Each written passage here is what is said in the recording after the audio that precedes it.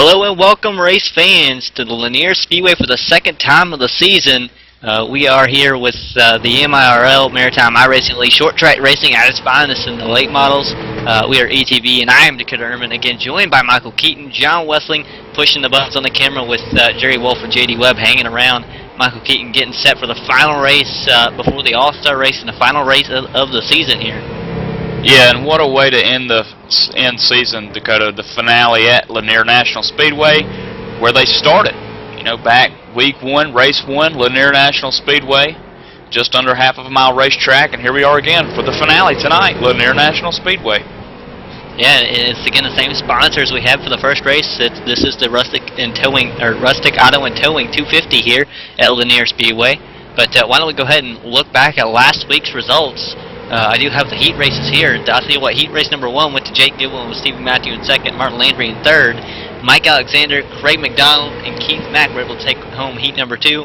And it was Ricky Arbeau, Robert Lee, and Mike Rhino taking home heat number 3. The finishing order in the feature race actually was 1 through 10 here. Jake Goodwin coming home with the win, leading 122 of the 125 laps. Keith Mack came home second, leading 2 laps. Ricky Arbeau came home in the third position. Mike Rhino fourth, and then Craig McDonald came home fifth. Sixth place, Vic Greenwood. How about a good run for him last week? And Doug Hubley rounded out seventh, starting 15th, near the end of the field there, working his way up through the field. Martin Landry would finish 8th. Nathan Doherty would finish 9th, and then 10th. How about this? Possibly one of his first top 10s of the season, David Cassidy. I want to say that could have been one of his first starts of the season as well, Michael Keaton. Really cool deal there. Yeah, absolutely, and you know, David Cassidy here tonight at Lanier. His 22nd practice on the board now, but there's a little bit of a points battle now, Dakota, shaping up coming into tonight's race. Yeah, coming in leading the points is Ricky Arbeau over Jake Goodwin. Now, Ricky Arbeau has a total of 1,138 points to Jake Goodwin's 1,092. And I want to say that's just a little over, just about 40 points, maybe 46. Yeah, somewhere in there, in 46 points exactly. And you know, Arbeau has to finish, Dakota, in the top 22. And then keep in mind too, he can't come in here like a bowling alley and start bowling through people, or he could get some incident points. And if there is a possibility that he could lose it, but I tell you, the chances are really, really slim. Yeah, and Stephen Matthews sitting in the third position. He has a total of 1,022 points. He is out of the race for the championship, but still in it in third position, just going to hang around, try to defend his spot here. Ronald McKay sitting fourth, and Vic Greenwood rounding out the top 5 in the point standings here. And then 6 will be one of the Rookie of the Year contenders, Mike Rhino, in fact, leading that field there, Dakota, and the rookie side of things. In 7th place in points is a man who's directly behind him in that Rookie of the Year top spot, Martin Landry. Also in the mix, Rookie of the Year, Nathan Doherty. He's there, but he needs a big win tonight, and Landry and Rhino have really got to finish near the end of the field for Doherty to have any shot at it. But Tracy Foster's 9th in the points, and then the 88 Chevrolet of Kevin Savory rounds out the top 10. And talking about that Rookie of the Year battle, I do believe is sponsored by the Weekly Press. It is the Weekly Press Rookie of the Year battle. It's Mike Rhino leading Martin Landry by 6 points, and Nathan Doherty also has a shot at it, like you said, only about 25 points out. They are 6th through 8th in the overall standings, and where they finish in those standings determines where they are in the Rookie of the Year points. So we'll have to keep our eye on that battle here tonight. That's going to be an interesting one to watch here with the 100 or 200 lap feature race we have, plus all the heat races we have. Yeah, keep in mind too, Dakota, not only are these guys just fighting for, you know, Rookie of the Year and the overall championship like Ricky Arbeau is, they're not just fighting for the privilege and for the honor to say, hey, I'm the champion. They're fighting for some money here. The overall champion is going to get gift cards that's going to be presented by the Weekly Press, Pat Healy, and also Rookie of the Year will also receive the gift card. So there's a little bit at stake here tonight. And then, of course, leading up to the All-Star race next week, just going to be a fun-filled 2 weeks. That it is. Can't wait. All-Star Race, really looking forward to that. You can actually vote. I think that voting is still open at facebook.com/Tim's Corner Motorsports, I want to say. Yeah, I think I've got that right. Yeah, Tim's Corner, actually. You can vote there on the All-Star Race. Who's not locked in, you can vote on there to get into the race. I think this is the last chance they have to lock themselves in. Plus, they have a last chance race. In that vote right there that will set our all-star field. But I tell you what, we're getting set for heat race number 1. Track is closed and they're officially lining up the cars. And real quick, just to point out that all-star race, it is 110 laps at Langley, like Dakota mentioned, and there's going to be some exciting things that takes place during that, how they're going to actually go about doing it. It could be an inverted field, something where you send someone to the rear halfway of 3 segments. I don't know. It's going to be talked about throughout the week this week, and it'll be announced next week. But again, the All-Star Open voting is still open, so check it out, facebook.com//Tim's Corner. Don't miss it. It's going to be a lot of fun next week. Langley Speedway, I do believe. That can be an interesting little track there. But going to the lineup right now, field's still kind of gritting, but it's going to be Jake Goodwin leading Keith Mack when we roll off here. Second row, going to be the 9 of Craig McDonald. And the 88, who's up in the top 10 in points, Kevin Savory. How about Jeff Gilmet rolling off in the next position? And Tim Terry on his outside. 45 Machine, the man who's sponsoring tonight's race, Patrick Healy. And then the 2 will line up beside him. That's Tracy Foster.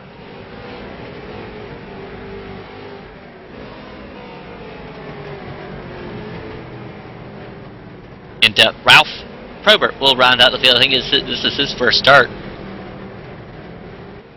The 26 Machine. As we are pacing here, getting set for the green flag. Going to be a lot of fun here.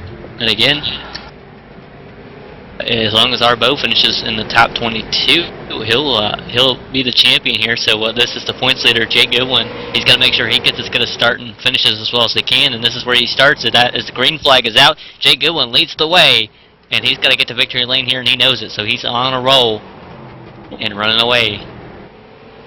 And that's Keith Mack now looking underneath the 48 of Goodwin as he eases off the throttle going into 1. Looked like he had him clear to me, but I guess Goodwin puts the CBC Racing Chevrolet right in front still, and he's racing against teammate or rival teammate, I guess you could call him, Revolution Racing, Keith Mack.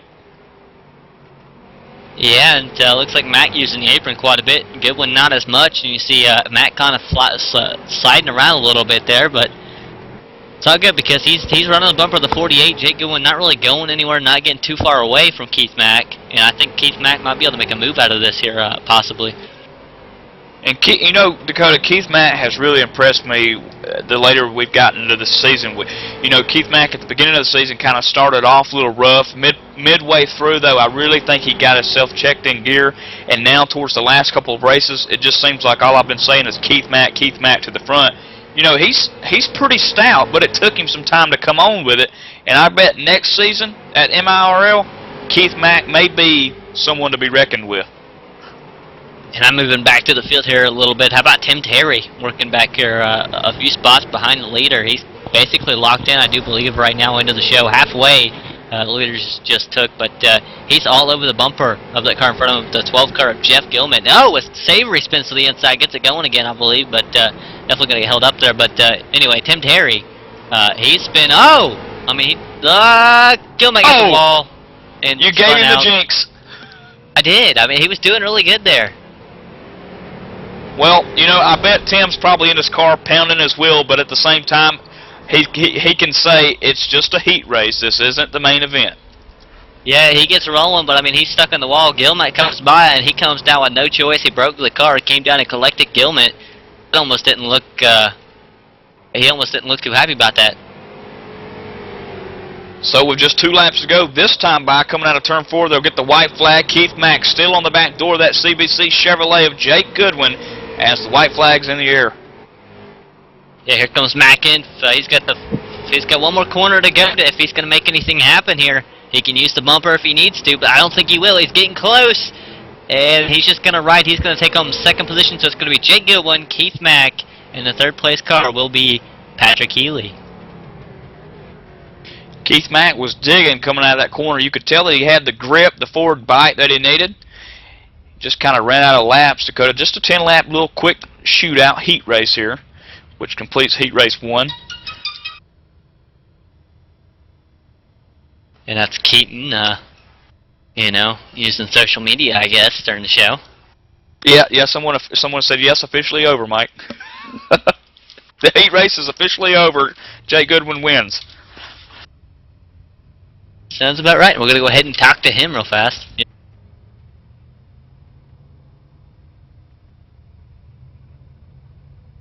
And actually, not going to talk to him as we cannot find Jake Goodwin. Jake Goodwin lost in the studio.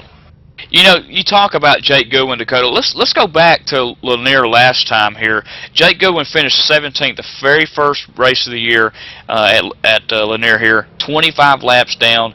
He got 74 points. Then he went to Martinsville.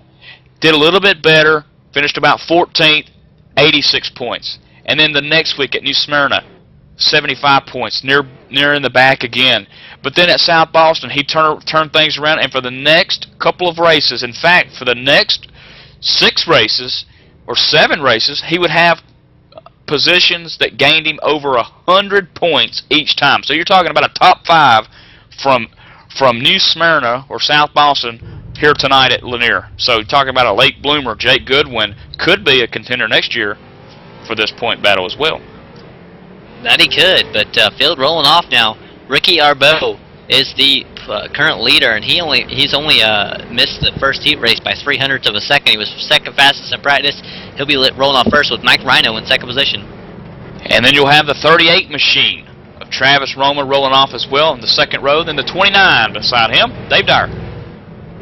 And behind Dave Dyer, you'll have John Gahan and Chuck Morehouse. Then it's Robert Henry in the 01 of Don Steeves. And I do believe that does round out your field, I want to say. It does, and we're getting set for the green flag. Ricky Arbeau leading to the green, getting set. You see that number 61 just about to take off here, and he does take off. There he goes. Green flag is out, and they're away side by side in turn number 1 and 2 with Mike Rhino on the outside. He's kind of falling back now. Nearly gets the wall there off of turn number 2, and Ricky Arbeau sets sail. He is your current leader. They almost made contact behind him, the 16, the 29. That's Dave Dyer, and I want to say it's also John Gahan. 8 total drivers in heat race number 2. I believe we had 9 in heat race 1. And now they're single file, but don't count Mike Rhino out. Remember, the guy that's leading the Rookie of the Year in points here is behind your actual points leader and possibly being named the championship in the MIRL position later on tonight. Yeah, possibly. As watching Rhino, he's not quite on the bumper like Mac was to the leader, Jake Goodwin. So, I mean, Arbeau kind of putting a little bit of a gap here. It makes you kind of wonder, though, as Rhino kind of closes up, is it going to be hard to pass here tonight? I think it is. And exactly what are these guys going to do, single file all night? Dakota, back in turn 4, we had an accident, and it collected Dave Dyer, put some smoke on the racetrack. Don Steeves involved. The 16 of John Gahan, and I believe Robert Henry was also involved in that. So now it's just basically a 3-car breakaway for the lead here up front. As it is, and how about Travis Roma back there in the 3rd position? He's doing a heck of a job here, running in the 3rd position, right behind Mike Rhino. Yeah, now Travis Roma was one of those guys mid-pack or mid of the season. Dakota started to do real well, jacked up 93 points one race, 101, then 76, and then it just began to fall. Then he would miss South Boston, the 2nd race of the season, or the 2nd time that they were at South Boston, he missed it. And then last week at Oxford, bad night for him. Tonight could be a turnaround night. I'm wanting to say that maybe that 38 missed, I want to say South Boston, maybe because of a penalty. I can't quite remember, but that could have been why he missed it. As we have 2 laps remaining here. Ricky Arbeau leading Mike Rhino. A little bit of a gap, a little bit more of a gap than what Keith Mack and Jake Goodwin had, but still a little bit of a gap here. You can kind of tell as the white flag's being given now to Ricky Arbeau, the race leader, has led from start nearly to finish. You can kind of tell that they're a little bit slower in race speed, Dakota. 13.6s, 7s, 8s, 9s even on the board in practice. And here in the race, Ricky Arbeau set the tone at 14s. Well, that does sound about right. You do have to slow down the car a little bit from race pace to qualifying, maybe, or whatever they were trying to do to get the car up there on the practice board time-wise. But I tell you what, now who should be joining us is the driver of the 61 who just won the race, Ricky Arbeau, and he is in the broadcast booth. Ricky, you won heat race number 2. I think it's the second week in a row.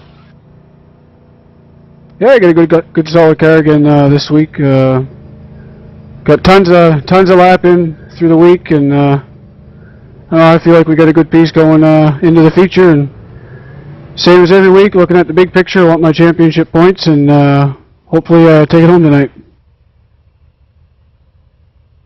Hey Ricky, this is Mike Keaton, man. Hey, let's talk about the first race of the season, man. Won it at Lanier.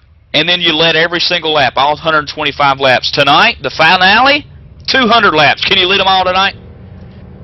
Well, I'd certainly like to, but we'll see how it plays out. I'm out to finish. I'm not going to push any bars again tonight. I'm going to run a race just like Oxford. Keep my nose clean and be there for the end of her. All right, Ricky, here's your shout-outs. You get to almost every week, and love hearing them.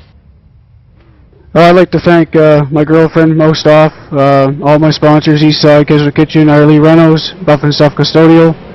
I got to thank Kyle Rayburn, Rustic Auto for putting on these great events, and hope you guys enjoy the show. All right, thank you, Ricky. Good luck on the feature race. Thanks, guys.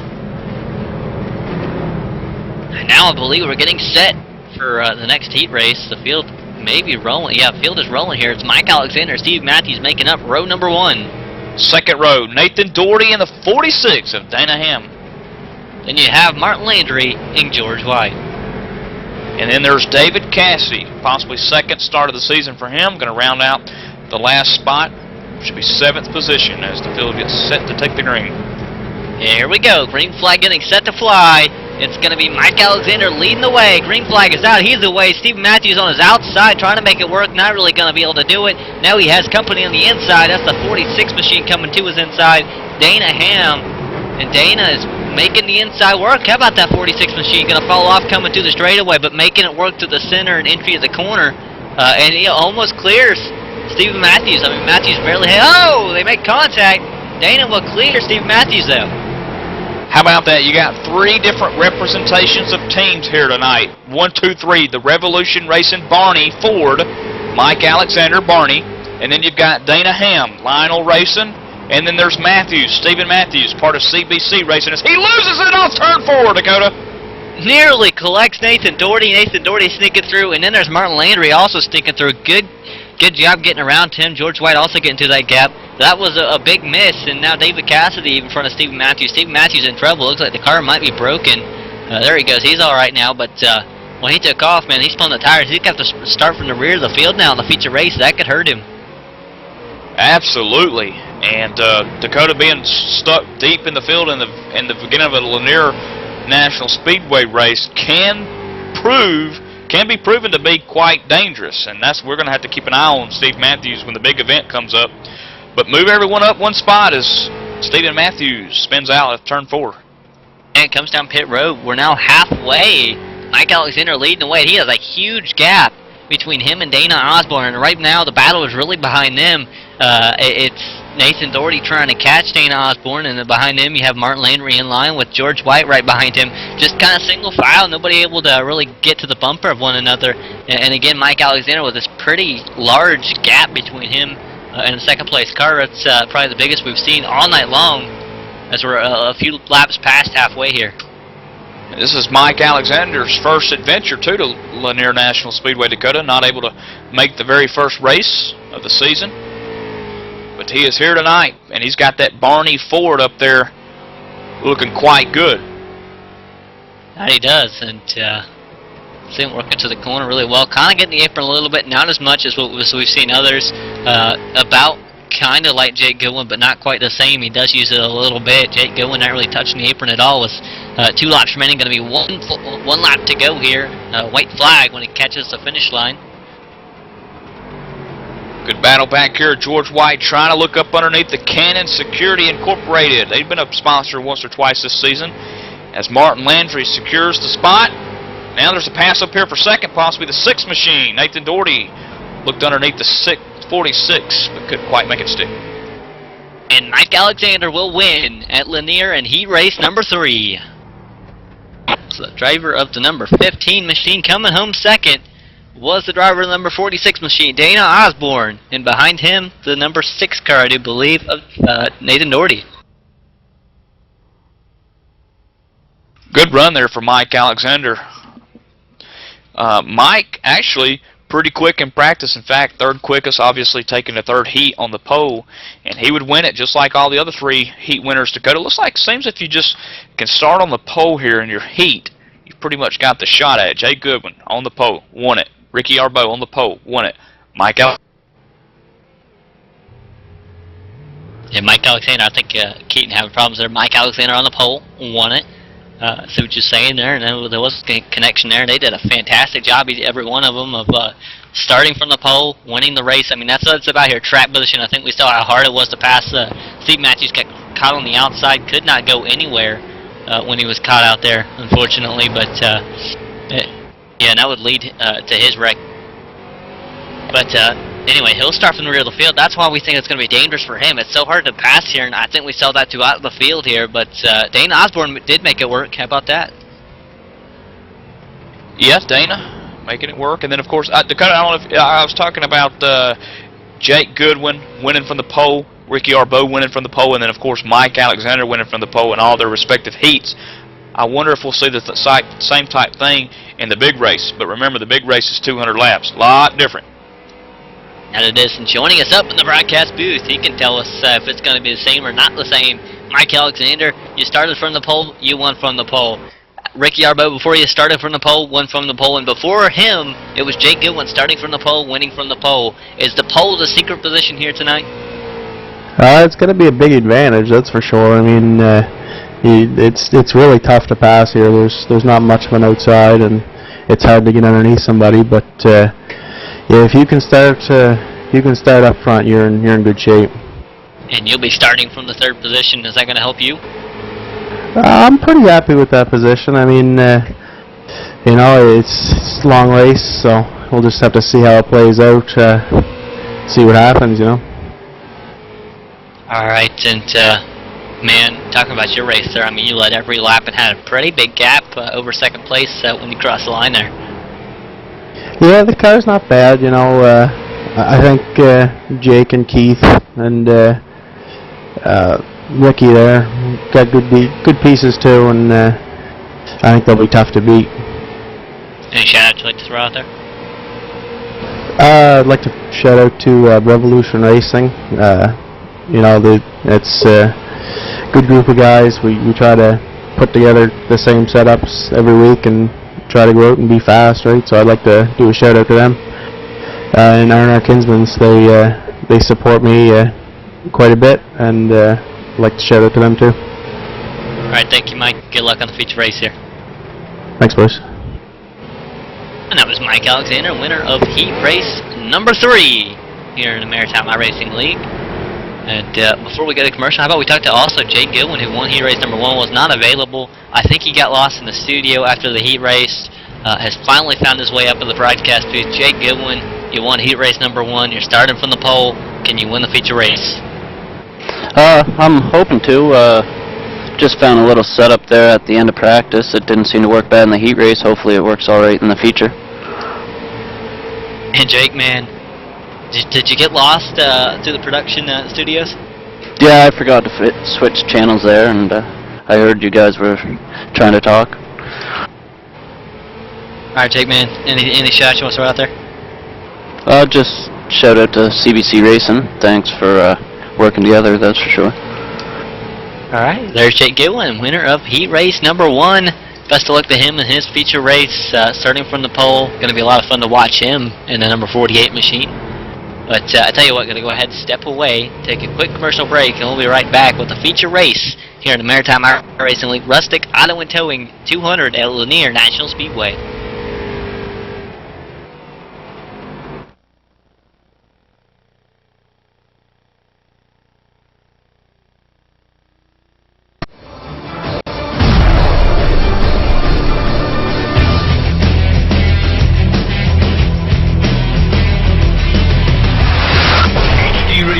Join 5,000 plus other listeners where you can hear everything from big 80s metal to classic rock and roll, country radio, ETV, live sports radio, even adult and unplugged rock and roll. HDRadioNetwork.com, one of the fastest growing internet radio networks. HDRadioNetwork.com. Take it with you, cowboy. Get the mobile app for Android, iPhone, iPad, and all the rest from TuneIn.com.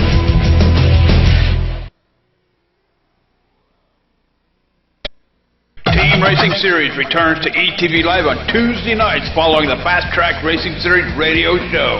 After organizing a highly successful team series in 2010, Jerry Wolf is back with some kick butt, take no prisoners, team racing action like you have never seen before. The ETV Live Team Racing Series is sponsored by HD Radio Network live on Tuesday nights from 9 p.m. Eastern. Don't wimp out, dude. Catch the action live at etv-eplay.net.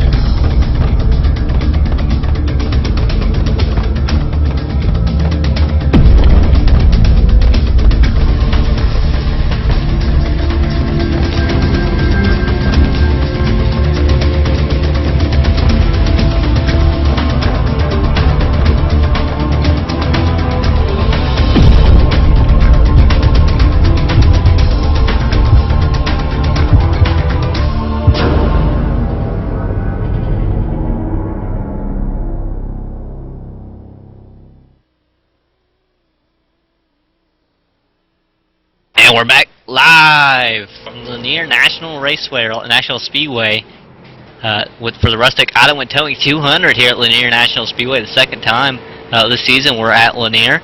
Glad to be back, and again, I'm Dakota Ehrman, joined by Michael Keaton up in the broadcast booth. Michael, getting set for the feature race. Absolutely, and you know, going back and looking, Dakota, at last time out here at Lanier, Ricky Arbeau would dominate, and then Jake Goodwin finished 17th. Stephen Matthews started in the second position, would finish 24th. Ronald McKay did not start, and guess what? Ronald McKay not here so far tonight. And then the man who sits 5th in points, Vic Greenwood, also not here tonight. He finished 9th. Must not like Polka or Lanier. I wonder with Ronald McKay missing both races. Yeah, and Vic Greenwood as well. So 2 guys out of the top 10 not here tonight, and then the rest of the 8 are though. So could be some movers after tonight's race in the points, but looks like Ricky Arbeau may have it wrapped up. But there's a chance, as Tim Terry says, if he goes bowling tonight, there's a chance he could wash out and lose this championship. You don't want to see that. I think he's just going to be smart tonight. I mean, Ricky Arbeau, he's kind of got this thing in the bag. As long as he's smart, he just finishes well, runs well. I think we'll see, championship material out there. He's been driving like a champion every week. You know, when he's put in a bad position, he comes back, he makes the best out of it, the most out of it, and I think we'll see that tonight. Nothing's going to be any different, and I can't wait to see what he can do in the All-Star race when he's not worried about not wrecking the car every week, when he can go out there and just go as fast as he possibly can. And then the 6 through 10 Dakota, who's 6 in points. Remember the Mike Rhino, the guy who's leading in charge of the Rookie of the Year. He finished 11th here at the beginning of the season. Martin Landry, top 10 finish for him, 8th. Nathan Doherty finished 33rd. By the way, 39 total drivers took the field at Lanier for the first time under the sun at Lanier within the MIRL series. Tracy Foster, that 2, the Deuce, would finish in 5th. And Kevin Savory, who did pretty good in his heat race, finished 27th. Yeah, and I think last time we were here, I think we had a different tire, and that's what's going to change everything. The times have kind of changed from what they were running the season before. That's what's going to make things different. The way people race the track has, you know, somewhat changed. A lot of things have changed since we've been here, but the one thing that hasn't is the fact that we are with the MIRL, Maritime Racing League, and this is short track racing at its finest. Absolutely. And, you know, again, the Rustic and Towing 200 out of Hampton, New Brunswick. Again, 2nd annual event these guys have put on, and the 3rd total that they've sponsored for the MIRL. So, thank you, Carl Rayburn, and all of your crew. We really appreciate it here at ETV Live. We also know that the MIRL guys appreciate it as well. As again, all these drivers, Dakota, we say it every week, are all from Eastern Canada. And I guarantee if we don't see the gloves come off here tonight, they're definitely going to spark some fireworks for the All-Star race next week, huh? They don't need gloves. They play hockey. Yeah, but not only these guys, you know, I figured every week we say this, I have to keep it up, and I might change it up for the All-Star race, but, you know, I didn't know that Canadians raced until I met Tim Terry and his group. And, boy, I tell you, they really know how to get these late models around these short tracks. I can't do it. And, folks, I'm not kidding. I've tried it. I can't get around these short tracks in a late model. I can't get around the short track in anything. And Dakota, you made the funny point about bringing up the Gen 6 car getting around Lanier. You know how tough it is at tracks like this. Yeah, and when you know Michael says that he didn't know Canadians raced, I mean that's probably because he's never been able to catch up with anybody. But either way, yeah, always fun here though. We're almost getting set for this 200 lap race again, sponsored by Rustic Auto and Towing. Just about getting set for the national anthem.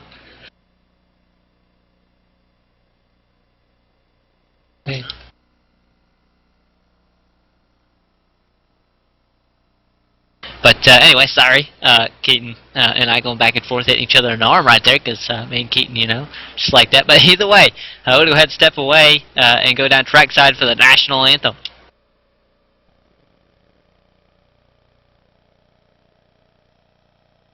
Oh, Canada, our home and native land, true patriot love, in all thy sons' command, with glowing hearts we see thee rise, the true north strong and free. From far and wide, O Canada, we stand on guard for thee. God keep our land glorious and free. O Canada, we stand on guard for thee. O Canada, we stand on guard for thee.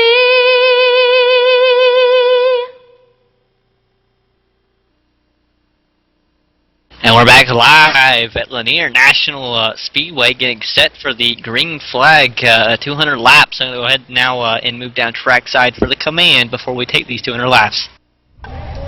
Gentlemen, start your engines!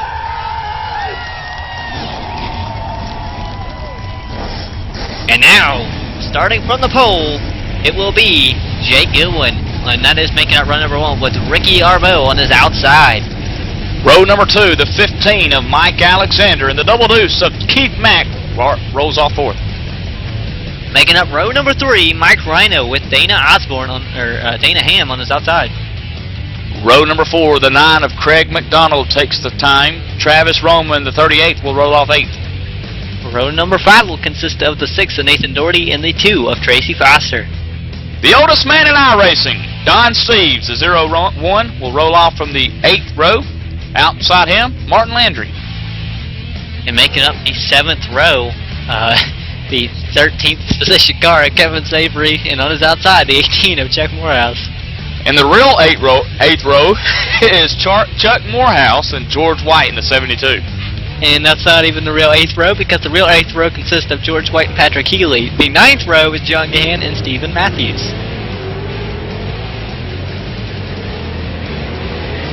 And the 10th row, Jeff Gilmet, David Cassidy. Making up the 11th row will be Dave Dyer and Ralph Probert. The 99 of Tim Terry makes up the next row, then Robert Henry. Making up row number 13 will be Craig Weagle and Eugene Wilkinson, with Justin Doucette rolling off in last position. I don't believe that some of those guys advanced. I know that Tim Terry, Ralph Probert, and Robert Henry, I do want to say, were the provisionals here tonight from each heat race. As we get set to go for the green flag here. Working through, I want to say this could be the final time we're working 2, 3, and 4 before the green flag comes out. Looks like the pace car lights are off. Jake Goodwin, pace car's down. Jake Goodwin gets set. Jake Goodwin is away. And now Mike Alexander already to the inside of Ricky Arbo for the 2nd position. That didn't take long. And now can Ricky hold him off, or is Ricky going to get stuck on the outside, get freight train? Remember, that is your points leader. As now Keith Mack throws it down the inside. Arbo not really making up a whole lot of time. Here he comes. He's kind of clear. He's not quite clear. And Keith Mack back to the inside. Still side by side, door to door, heading through or off of turn number 2. So far, green to green racing here. No cautions. Everybody giving everybody plenty of room. This is the grand finale, the last race of the season for most of these drivers, unless they're voted in the All-Star race or by any other means already in the All-Star race. So this is it, and you want to end on a good note, Dakota. That you do. And ending on a good note is, you know, one of the highest things on the points leader's mind, and that's Ricky Arbo. He got back to 4th. He finally jumped back in line, so he's back on the inside and trying to make up ground as caution flies. Lap 4 at Lanier National Speedway. Looking for the incident. It's a big one. Looks like it's going to be in the 19th position, Dakota. The 29 Exide Chevrolet that belongs to Dave Dyer is going to come down ever so slightly into the 21, Robert Henry. Both of them just basically in the same type real estate area, Dakota, and the 21's collected, the 17 also on board. Tim Terry getting some front end damage as well. I'll tell you, Tim just can't catch a break, can he? Yeah, definitely not having a whole lot of luck here. I mean, he barely gets the damage, barely taps him, but I don't think it'll hurt the car too bad. And as I say, that looks like the 2 might be knocked out in the 99, but I cannot quite tell because the late models kind of look a little different when they're going around. Yeah, it kind of looks like the 29's toe is definitely knocked out. That's Dave Dyer. But I mean, it's hard to tell with the late models. They're almost pointed towards the right, it feels like, a lot of the time. How about Steve Matthews coming down pit road? Remember, he started from the rear. He's up there in points a little ways. Kind of had a bad race in his heat race. They don't have long to come down pit road, get through pit road without going a lap down here. Also, I do believe diving down. Also severely damaged in that wreck too, Robert Henry, who took 2 big poundings. He's down on pit road, more than likely going to go a couple of laps down here, Dakota. He's got that required repair that he's got to do before iRacing or before the officials deem him necessary and fast enough to come back out onto the racetrack. And until the race officials clear him to enter the racetrack, right? Exactly. Too much damage on the race car for Robert Henry. Really unfortunate there for Robert, as I do want to say he was one of the provisionals here tonight. Lucked into the heat race. He was I want to say the last car who was highest in points, maybe? Or maybe from last season, I don't know. But here we are, double file getting set for the green flag once again. Jake Goodwin still out front. This is Ricky Arbeau's chance to redeem himself, because now Alexander's on the outside as well. And Alexander was the guy that got underneath him. I think the restarts are where to get it done. And Jake Goodwin knows all about these restarts. You see Alexander roll up as the pace car dives off. There goes Goodwin. There goes Alexander. And they're side by side for the third position behind them, with Arbeau making a pretty good run on the outside. Mike Alexander up on the high side in turn 3. Dakota looks like he's got some forward bite, pinching the 48 down there out of 4. Yeah, he's going. He's still side by side. How about Ricky Arbeau? He's back there. He was hanging on, but he is using way more of the outside lane than the 15 is, and he's losing time. He's going back now. It's Mike Rhino underneath him, as Alexander is still side by side with the 48 of Jay Goodwin going into turn number 1. Here we go again. And leads for the second time tonight. Now the 48 is going to drift up in front ever so slightly. He's trying to take that groove away from Mike. And Dakota, I believe that he's finally done it. Now Mike's going to have to come back in line. He's still up high, though. He's trying to hang on for everything she's got. And Alexander now getting past, looks like by the 22 of Keith Mack. Mack on the inside, side by side, door to door with the 15. The 15 falling off. He's going to be right behind 22 now, Keith Mack. So moved the 15 Mike Alexander back one spot from where he restarted this after this caution. Oh, he gets the wall a little bit. Caution flag is out at Lanier National Speedway once again, lap 13 this time, and I'm looking for exactly where this incident was. It looks like it could have been coming off pit road, or yeah, I believe it might have been coming off of pit road or around there. Yeah, Dakota, the only thing that I see, Ralph Probert there in the 26 car, 24th position, coming out on pit road. Is that what caused the caution? No, actually it was George White, 16th position, lap 13, heading into turn number 3. He's got Stephen Matthews on his bumper. Matthews looks low. He's got a car high, and Matthews just kind of gets into him a little bit. That'll turn the 72 around and bring out our second caution of the night on lap 13. Also washed Patrick Healy up the track a little bit there too as well. Patrick getting a little bit of left side damage from Matthews, a little bit of rear end damage from Dave Dyer. It may be rubbing the wall of Lanier out of 4 a little bit, so Patrick Healy nearly getting hit on all 4 corners. Yeah, that can be dangerous here at Lanier, but either way, while we're pacing here, it's the second time with the MIRL, Maritime iRacing. We're going to go ahead and step away, take a quick commercial break, and we'll be right back with more green flag action here.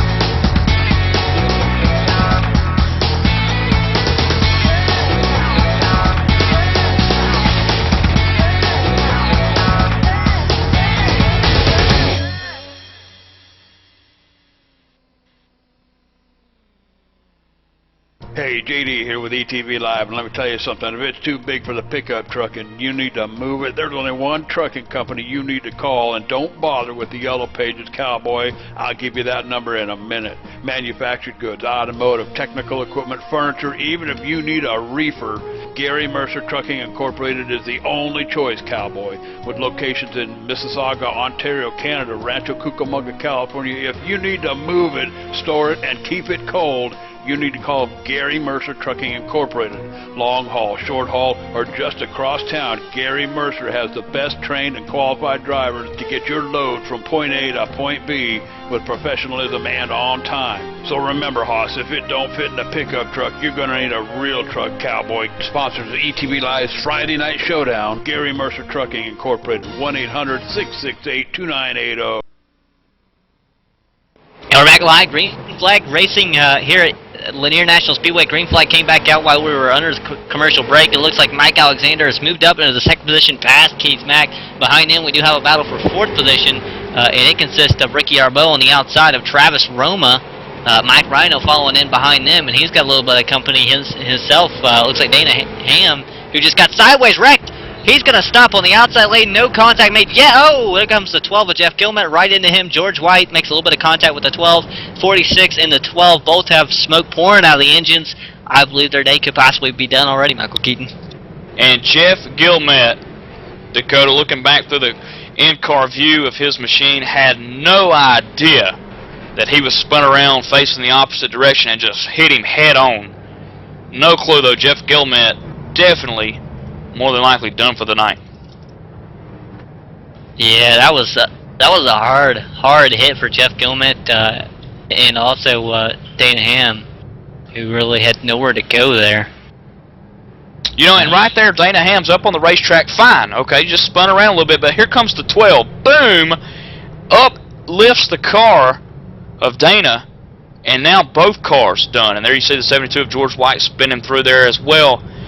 But the most brunt of the damage was sustained by Jeff, and of course Dana. And last caution, Steve Matthews was the lucky dog. This caution is Dave Dyer in the 29. Dave was sitting in 17th position, the first car one lap down. He'll now go join the field, be 17th, the last car in the lead lap if he doesn't pass any cars that might be on pit road damaged or getting things fixed. Other than that, though, it should be the 29 joining the rear of the field as the last car on the lead lap. The next car in line will be Dana Ham, who was involved in that caution. George White also involved in that caution. Towards the end will be sitting currently 19th, and then you have Jeff Gilmet currently sitting 20th. Those three that I just mentioned both just went, or all three of them just went 2 laps down at the time I just said that. And Tim Terry on pit road once again 7 laps down. Looks like he may go 8. He still got a lot of damage from that first wreck. And David Cassidy also back there, Dakota, sitting 21st, 7 laps down with Tim. And then Ralph Probert, 12 laps down. He's still in it. He's still getting his car fixed. Now he's moving on pit road, coming back out onto the racetrack. He's 12 down. And then there's Robert Henry, who has taken his car behind the garage. He's done for the night. He's 23 laps down. 24 cars making up the field tonight in the grand finale. How many will remain at the end? That's the question. How many? As getting set to go back. Green flag racing, lap 29 on 200 at Lanier National Speedway. Pace car dives off. Jake Goodwin gets set to take the green flag. Jake Goodwin is away. Mike Alexander right at his door already. Looks like Alexander not going to fall in line. He's going to stay on the outside trying to make it work. He's going to lose a lot of ground coming off the corner. Goodwin making a huge run, and now Alexander falls in line and settles for second. Behind him it was Arbeau and Mack going at it. Arbeau settles for 4th, and Mack settles for 3rd. Too big.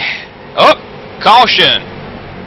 This is going to be back here. Patrick Healy in the 16th spot, Dakota. Looks like he's going to get a little bit of an Exide battery love tap from Dave Dyer, who had just been given the Wave Around Award, the Lucky Dog Award, and Patrick Healy may need it now. Yeah, that was, I think that's the second caution Healy's actually been involved in, unfortunately. You see, just after the wreck on the leaders are coming, he just turns down pit road, and I don't think that was the right place to enter. I'm not sure. That was the right place to enter. There are places on the track that are open, but you cannot enter. You'll get a black flag. He was all right there. It looks like he went down there. I believe that was the right entry point, and he just went around and went to a stall, I do believe, stopped, and is getting service done. Yeah, talk about a quick way into pit road. I mean, he was right there at it, spun right, almost down into pit road. And now the bad part is Patrick Healy already fell 1 lap down, and now he looks to stand to fall maybe 2 down. Other than that, he's got damage to contend with. So bad break for Healy. Don Steves in the 01 machine will be the lucky dog this time by. He was currently sitting in the 16th position before this, the only car 1 lap down, and he'll now occupy the last car on the lead lap in 16th with Dave Dyer in 15th. So now that makes 16 on the lead lap, as Don Steves will be given the wave around, as Dakota mentioned. 01 machine. Then Pat Healy will be the next man. But he's down 3 laps, so he's going to need a couple, maybe a little bit more, Dakota, to get back on the lead lap. So maybe about 16 guys here has a chance to win this thing. And I'm going to take this chance under caution here and talk to you about Inside Sim Racing, sponsoring the Thursday Night Real Sim Racing Asphalt Assault Series. Inside Sim Racing, your first and best choice for all news and reviews in online motorsports. Join Darren Gagey and John Cole for the latest and greatest and prouder reviews, simulation auto racing, games for PCs and the Xbox crowd, from steering wheels to full-size racing rigs, updates on popular racing games, and a whole lot more. The yellow pages of online auto racing. Inside Sim Racing has it all. Visit them today at www.isrtv.com. As we get set for the green flag, pace car flies off, and there's Jake Goodwin leading them to the green flag once again. It's going to be Alexander on his outside, again, door to door, and it looks like Alexander's going to make it work to the center, but there goes Goodwin coming off the corner with a huge run. Alexander will fall back in second once again, just like last time, and behind them, they're still side by side. It looks like Mac has finally cleared Arbeau. Arbeau will fall in line, so we now have our top 4 cars single file, and we have a battle for 7th, Keaton. Yeah, 7th, and that's the man who's lead. And we got another caution, but Mike Rhino is the man who's leaving the Rookie of the Year in points, and he was battling hard with the deuce of Tracy Foster. As we've got heavy smoke, it looks like coming up on the racetrack, possibly from Dave Dyer. Yeah, this is another caution. Looks like Dave Dyer will be involved in, and it looks like 14th position, lap 37, coming off of turn number 4. Gets a little loose, and will collect, I want to say that is the 9 car of Craig McDonald.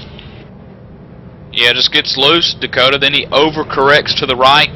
It's so easy to do it with these cars, and he does it. And Craig McDonald, unfortunately, just an innocent bystander right there. And lucky dog this time, actually, maybe Don Steve, I don't know. Don Steve's 2 laps down after receiving the lucky dog last time. He may be the lucky dog because Craig McDonald, who is currently shown 1 lap down, was involved in that incident and may have lost a lap during that incident, so not quite sure here.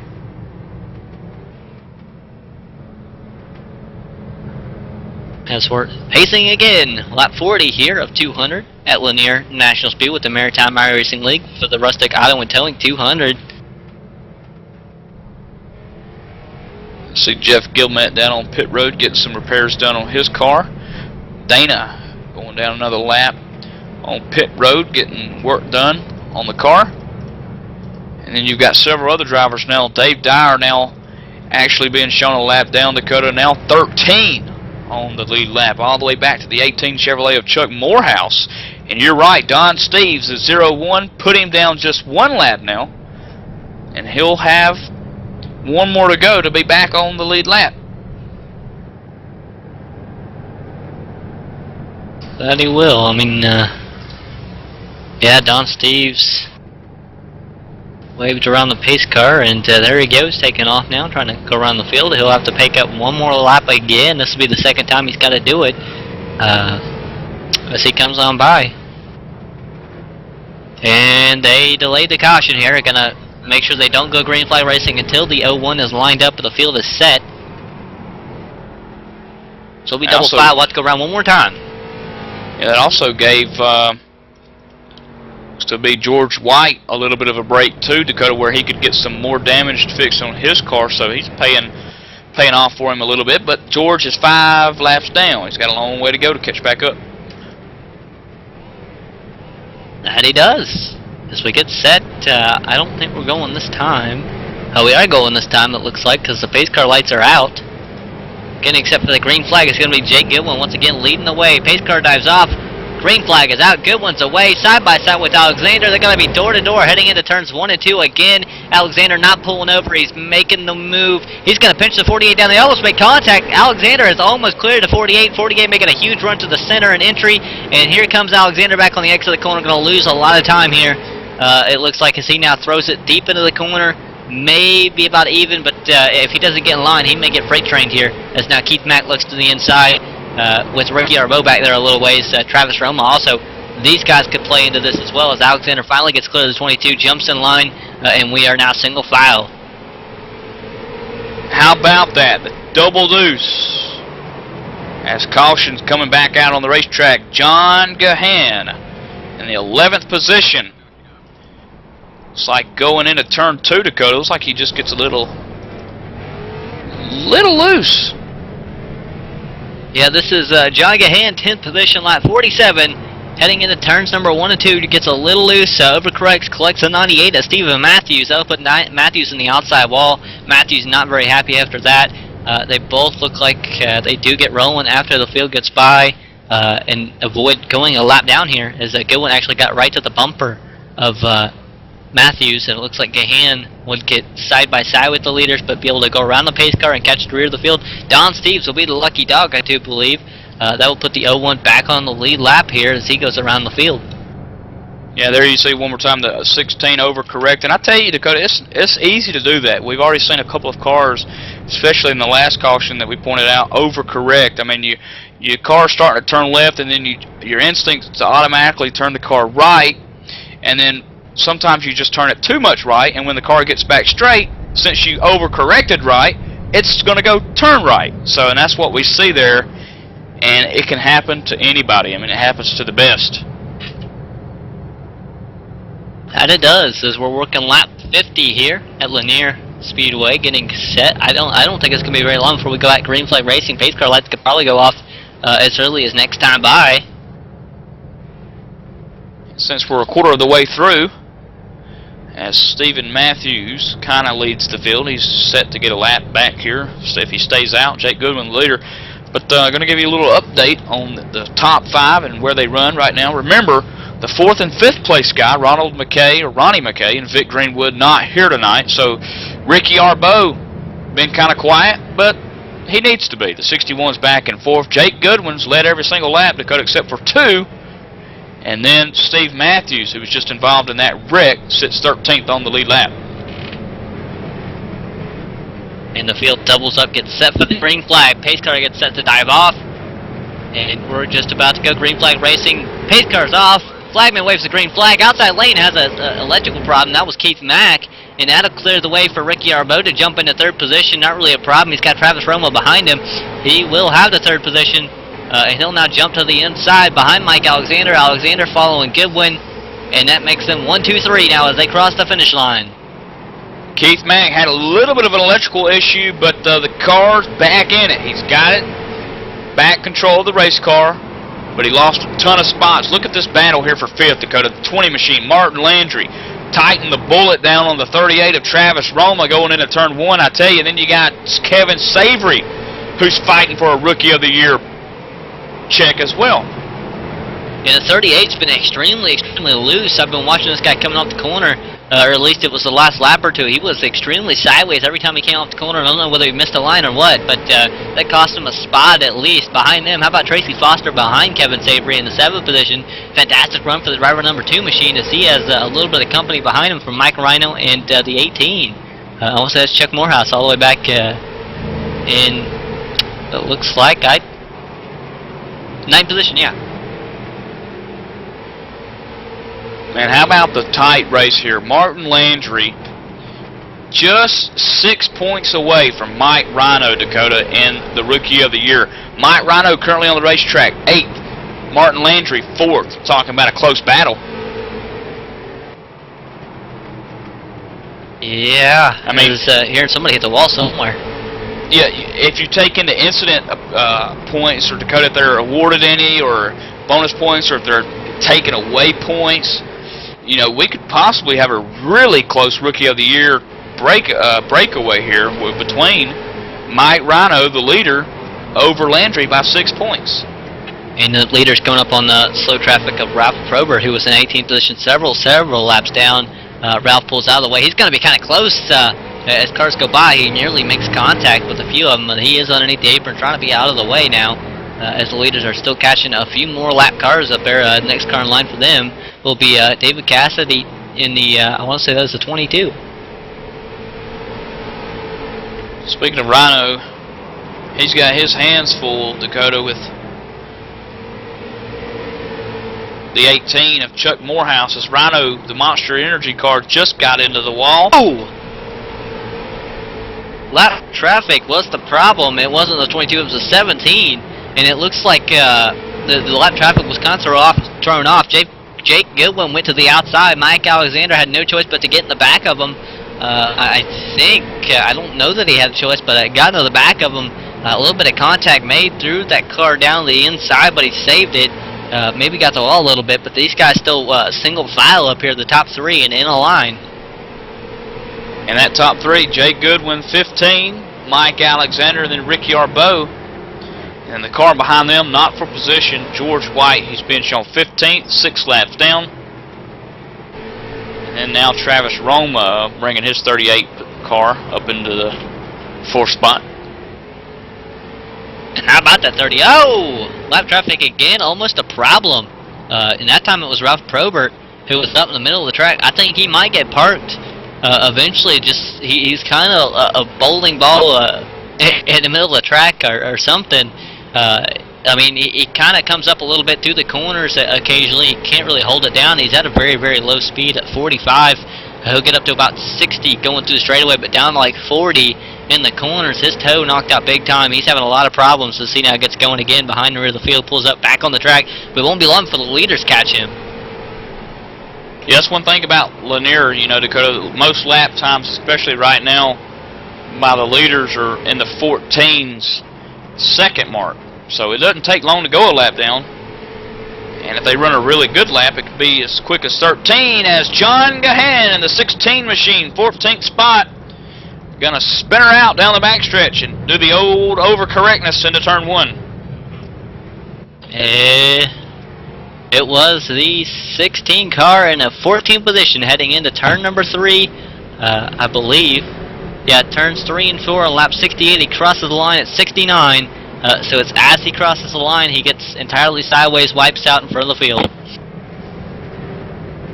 Just another tough break for the 16 there. You know, he's already battling some damage from other wrecks, Dakota, and, you know, sometimes that can play a factor in keeping the car stable. You see him just loop it and get the wall pretty hard there in 1, but, you know, you got to think that he's got damage on that car and it's not driving right. There's a possibility, or maybe he missed the setup. I mean, that can be another thing that would cause something like that.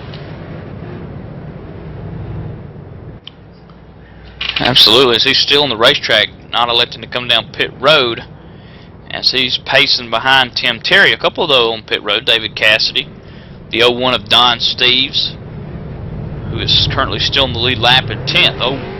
01 machine having a good night tonight. And then Martin Landry now, Dakota. Remember, he was up in 4th. Now he's 11th. Now Rhino slipped back up into the 7th spot. So Rhino maintaining the Rookie of the Year title tonight.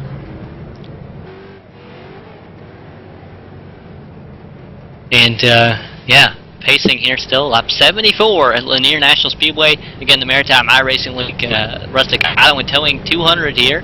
200 laps on the board, 74 completed so far. Jake Goodwin has led the way. He's led nearly every lap. I think you said all but 2. And that might even be wrong. He might have led every lap so far. Mike Alexander in second position has had a really strong showing. How about Travis Roma in 3rd and Kevin Savory 4th. Tracy Foster 5th. One guy we did not mention right there, it was Ricky Arbeau. Where'd the driver with number 61 go? He can't get in too much trouble tonight. He has to have a decent finish, and he's all the way back in 10th position. He's got to work through traffic. He's on a bumper. Somebody, that's the 26. He's in a bad position. He might have went down pit road. Might be able to go to the field here, but possibly a bad position as a green flag gets waved off. No lucky dog also on that last time by, but the officials are giving the delay of the green as the 48 machine, Jake Goodwin, that part of that CBC Racing Group, Dakota, can't nobody except for Mike Alexander get close to passing him. Yeah, and it's generally on the restarts, and here's our restarts. We'll have to see exactly what the 15 can do. Oh, Goodwin's away in a hurry, and here comes Travis Roma right behind him. He's now the inside of the 15 of Mike Alexander. Alexander making the outside, not quite work this time. Here he comes with a run out of the corner, but it looks like Roma will clear him before then, and now the 15 falls in line behind Travis Roma, and is back to 3rd position. How about Travis Roma up to 2nd? Somebody just blew up, and it was the 45 machine of Dana Ham. And caution flag flies. And that caution, though, Dakota, is going to be for the Deuce machine of Tracy Foster and Kevin Savory running 5th and 4th. And this is, again, 5th and 4th position. Lap 77 coming out of turn number 4, just about to take lap 78. And actually it would be going into turns 1 and 2 of 78. The 88 gets sideways, comes down, collects the 2. The 2 gets knocked a little sideways, and that will put them around. Chuck Morehouse also involved. Yeah, Chuck Morehouse in 7th position on the lead lap, going to just come in and door the 2 of Tracy Foster, send him down into the safety barrier at Lanier, and that's going to hurt 3 great top 10 cars, possibly even top 5 there, and now 3 of them are out. Chuck Morehouse just took the left-hand turn, and he's done. So there's 1 out of 3 done. And we do have to keep our eye on the battle for the Rookie of the Year. It's Mark Landry and Mike Rhino and Martin Landry. I don't even know what I'm saying anymore. Landry is currently in the 3rd position, while Rhino is in the 8th position, and that's just about how many spots Landry needs to make up. Just a few more, as Rhino was on pit road there. This will put, currently Landry could possibly be in that transfer spot, as it looks like Mike Rhino might go a lap down here.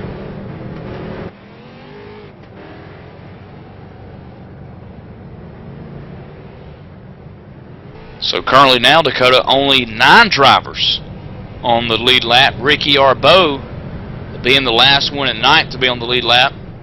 Mike Rhino being the first to be a lap down in 10th. Remember, Mike Rhino leading, as you just mentioned, in the Rookie of the Year points. Martin Landry 2nd now, Dakota. Guess what? Landry on top of the leaderboard as far as rookies are concerned.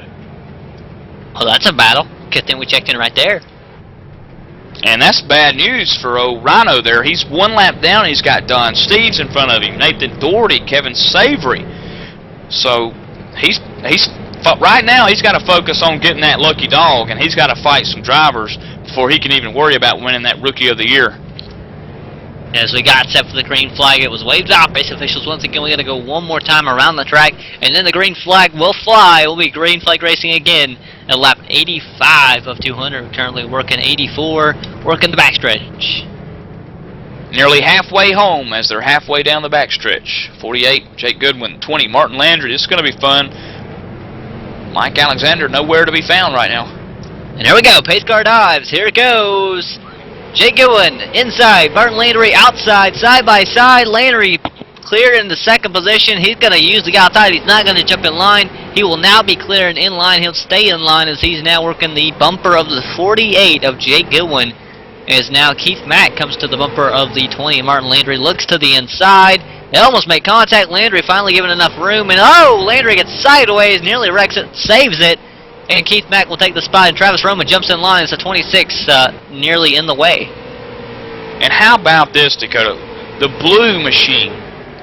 Big Blue, John Gahan. 5th spot on the lead lap, right in front of Mike Alexander, and he's holding him off pretty good. Not anymore, because here comes Alexander to the inside. Side by side, it looks like Alexander clears the 16 of John Gahan. I mean, you know, that's amazing that the 16, you know, he's been involved in so many wrecks, and he's able to stay out there and be just as fast. And look at Stephen Matthews, involved in a lot of wrecks early, too. 6th position, lead lap. He looks underneath the 15 of Mike Alexander now. Right behind him, Mike Rhino currently scored in the 10th position, while his Rookie of the Year opponent, Martin Landry, scored in 3rd. That's 7 points. It should be Martin Landry still leading the way. Pretty close gap there, though. And he's got Nathan Doherty just up ahead of those 2 cars that's battling. Mike Rhino separated by just 2 cars from being the man who's first in position to receive the lucky dog if we were to go caution. And he desperately needs it if he wants to win that Rookie of the Year award. And he does. Matthews gets sideways. He's in front of Alexander, and that was in 5th position. He now goes underneath the 6th of Nathan Doherty, who's in 9th position. And he gets around Doherty, as now Alexander gets hung up by Doherty, and still side by side Alexander clears. Now it's the 34 and the 6 going side by side, and that will give Rhino the 9th position, and that would actually put them 6 points. So they're about even right now when it comes to Rookie of the Year between Martin Landry and Mike Rhino, with Jake Goodwin still leading the way with Keith Mack on his bumper. Folks, if you like what you're seeing, this is the grand finale of the MIRL Racing Series. The league's coming to an end. Of course, they'll have the summer off. Hopefully, they'll come back for a 2nd season. But I tell you, they've got one more big race to go. Not for points, it's the All-Star race. It's for the bragging rights. And then, of course, the 2013 lineup that includes Monday night racing, 9:30 p.m., Real Sim Racing Full Throttle Cup Series, sponsored by Bob Earl Racing. And then Tuesday nights, exciting ETV Team Racing Series. I tell you, sponsored by HD Radio Network. And then, of course, tonight, you're watching it right now, the Maritime Racing League. Thursday night, 9:30, Real Sim Racing Asphalt Assault Series, sponsored by Inside Sim Racing TV, also by Derek Spear Designs. And, of course, Friday night, 9:45, Super Speedway Cup Series. And more to come, too, from ETV. Acura and another series, Nesso Yeah, car? Nesco. Nesco. Yeah. He'll get it eventually. It's an abbreviated. It's not really a word. It's just a NEOSCA. There you go. And of course, too, Dakota, making its first ever appearance, the iRacing Today radio show on ETV, powered by the HD Radio Network. iRacing Today radio show. Last Monday night, Trevor Cameron and Chad Dalton took it to the airwaves, and now they'll be back every Monday night before the Full Throttle Cup Series. That gets fired up at 8:30 as we're working caution. This is a fan and for the fan, unabridged, unbiased, and unadulterated live radio show about everything iRacing, up close and not personal.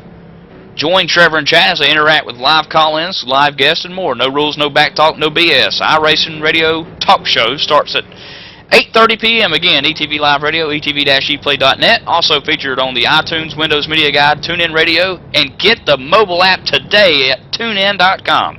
If you want to learn more about that show, iRacingTodayRadio.com has it all. Ran by one of the production members, or actually, I think it's Chad Dalton that actually runs the website. Really cool deal. But under caution here, lap 99 for John Gahan, lap 100 for everybody else, I do believe.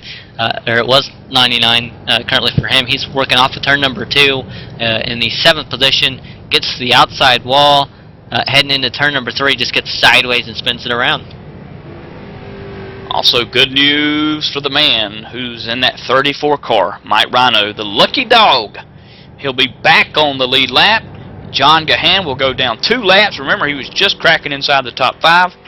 And then he fell out there with that wreck, Dakota, and that hurt him bad. But now there's 7 drivers, all the way back to Ricky Arbo. Now make it 8 with Rhino getting the wave around. 8 drivers on the lead lap.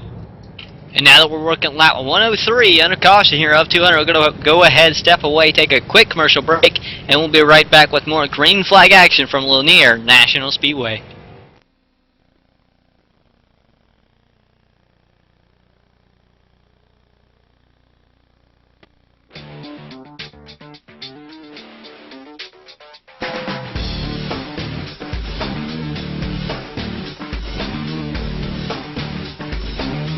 InsideSimRacing.tv, the fastest show on the internet. Sim racing news and reviews since 2007, with new shows every week.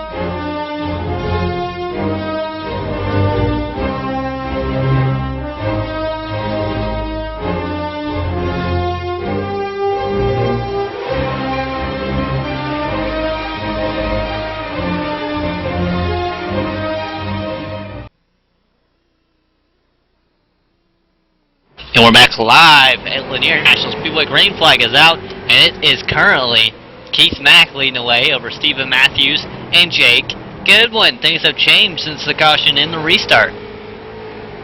They sure did, Dakota. And I think Jake Goodwin, in fact, started up there on the restart. I don't know what happened to him. Just got loose, or actually just got past. Yeah, I'm watching this. He took the green flag. And then coming off turn number 4, he moves up, and there goes Keith Mack moving down. He was able to be down enough coming off the corner to get side by side with the 48, and then the 98 just follows the 22 through, and will be able to complete the pass. And now we look live, and it looks like Jake Goodwin is still back in 3rd position, and losing around here is now the 38 of Travis Roma is to his bumper, and Mike Alexander right behind him. So move the Revolution Racing. 22 with Keith Mack, team member up to the #1 podium spot now. CBC Racing Stephen Matthews in second. Teammate Jake Goodwin third. And then there he is, Travis Roma, 4th spot, Dakota, Revolution Racing. And behind him, teammate Revolution Racing. So, Matthews got sideways. He's going to give up the spot to Jake Goodwin, maybe. He's still on the inside. He's going to lose it because Goodwin's going to power off the corner on the outside, be able to make it work, make it stick, because now Matthews gets sideways again. Remember, that car is damaged. He was sideways before. Now he's almost losing control of the car up here. remember too, Mike Alexander, Dakota, pitted earlier. Remember when he fell all the way back to 10th? Now he's got fresh Goodyears on that car. Roma round. Yeah, Roman, that was a 38. He was in 5th position. This was lap 115. After he crossed the line to take 115, he goes into turns 1 and just comes down just a little bit on the 88 and would end up getting turned by the 88 because the 88 had nothing he could really do there. 2-car incident. Looks like everybody gets away rather clean, but that will bring the caution flag back out, and we'll be lined up to go again here. Of course, Roman, that green and yellow Chevrolet that you see high above the racetrack and there underneath him, the 88 of Kevin Savory. Now watch this, 38 is going to keep it off the wall. Look at that, how close. Both cars keeping it off the wall, doing a great job, no damage. I guess that's the better news for both Kevin Savory and Roma. But Matthews, this might actually save Matthews because he was sideways before. Now he has a chance to come down pit road, which he does. He takes that chance, comes down. Right side's went up and down. Now the left side's going up, so it'll be a 4-tire stop for Matthews. He's going to try not to lose a lap and join the rear of the field. How about Ricky Arbo being the last car on the lead lap? Currently sitting in the 8th position, I do believe. Actually moved up to 6th. He's on pit road again. I wonder if that car didn't run into trouble earlier and we didn't notice it. Right now it looks like Max stayed out. Goodwin came down pit road. Well, I think Ricky's just playing it safe. I think he knows he's got this championship wrapped up possibly.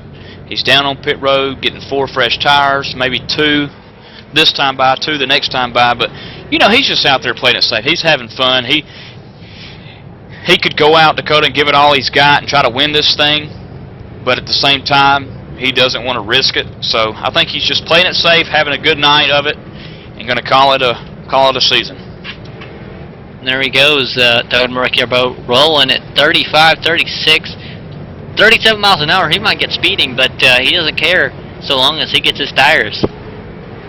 How about this now? 3 drivers, the top 3, that being the 22 Keith Mack, 15 Mike Alexander, the 34 Mike Rhino, as the caution is out once more for delayed green. 3 of those 3 drivers, Dakota, guess what? All teammates. 2 Fords and 1 Chevy, Revolution Racing.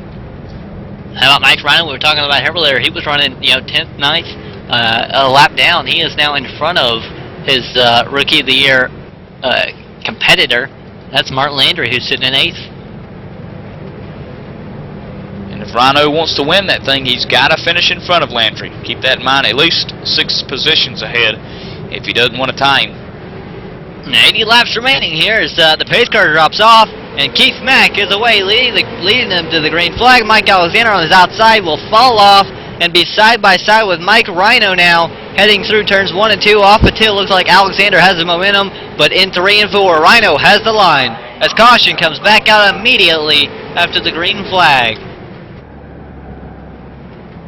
And I want to say that this is the 20 car, or actually Ricky Arbo, 61 and the 20. Looked like a 3 wide just for a second at Lanier, coming off 7th position. Ricky Arbo, and he's just going to get a little bit of cosmetic damage from the left rear quarter panel incident that happened with Landry there.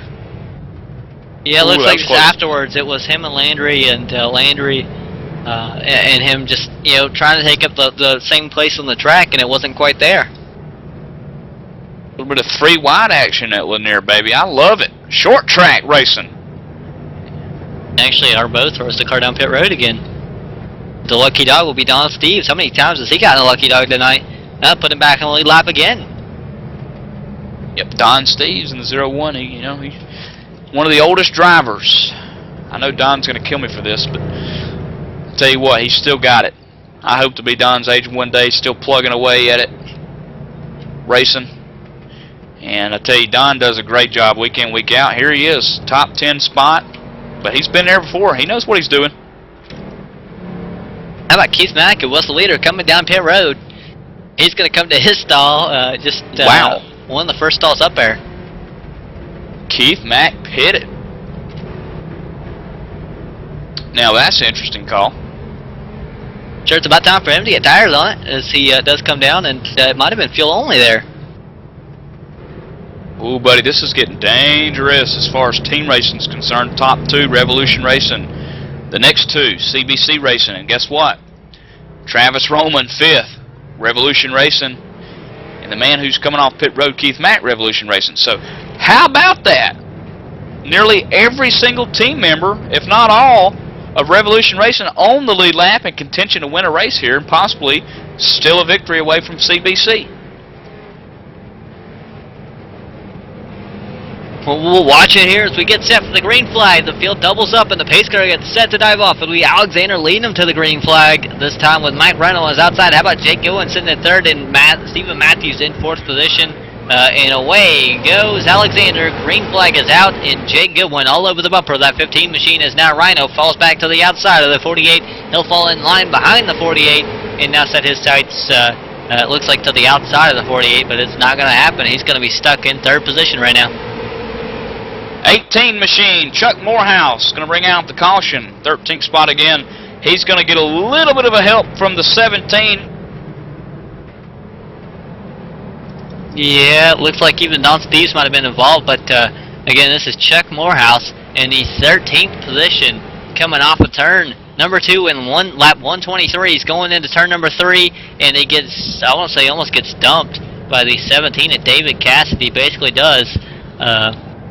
And I'll just spin the 18 around. It looks like the 17 just came in hot and nowhere to go. That's just part of it, I tell you, Dakota. That's Chuck Morehouse also. Did you see him come through there? Yeah, unfortunately. A little piece of the action, I guess.